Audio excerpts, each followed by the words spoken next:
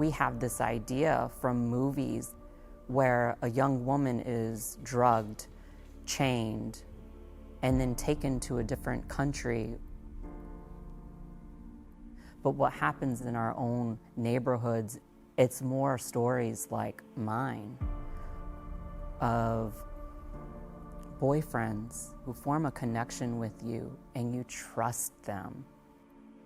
And then you wake up one day and you realize you're being trafficked.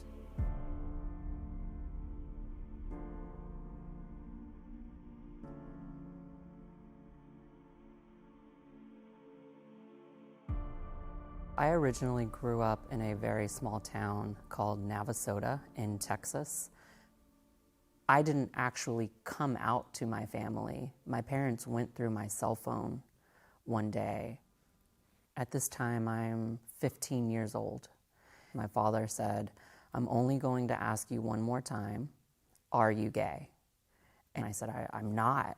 And the second I said that to him, I got a fist to my face and I blacked out, hit the floor, and he kicked me into my abdomen. I got up, dialed 911 on our home phone, and he smacked the phone out of my hand.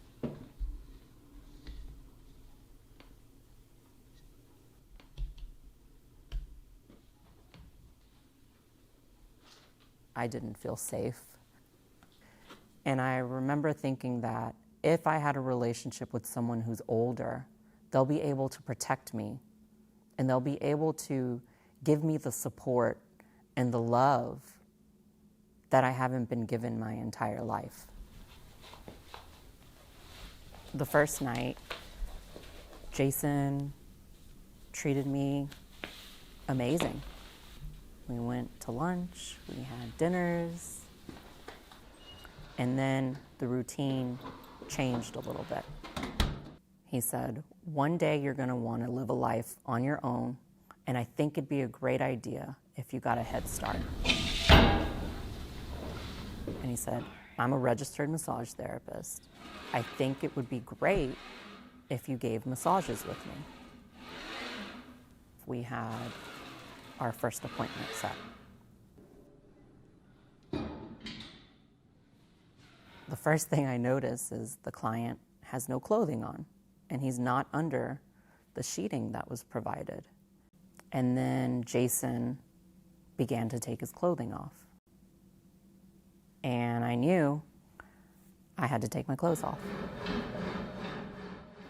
As the massages continued, they began to get more and more aggressive. I remember when things started getting to a point to where I had zero control over what happened to me. I had so many dreams. I had so many goals. There were so many things that I wanted to do. And suddenly I'm in this place where I'm not able to do any of it.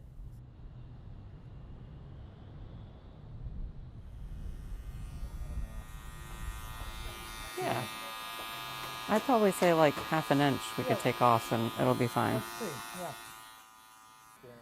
Slowly but surely, I started to notice that I had to start taking care of myself. I had to find solid ground because I just felt like I was gonna die from this feeling that I had. And I began working out with a trainer. The stronger that my body became, the stronger my mind became. And I slowly started to let go of the anxiety. I am a full-time hairstylist here in Boston, Massachusetts. I finally have a set clientele who love me, who support me, who come and see me once a month. I am also advocating, and I'm helping others. When I first started creating content for TikTok, I was terrified of being myself. This is happening all the time. That was pretty good. And that's why I felt that I needed to share my story and I needed to come forward and help as many people as possible.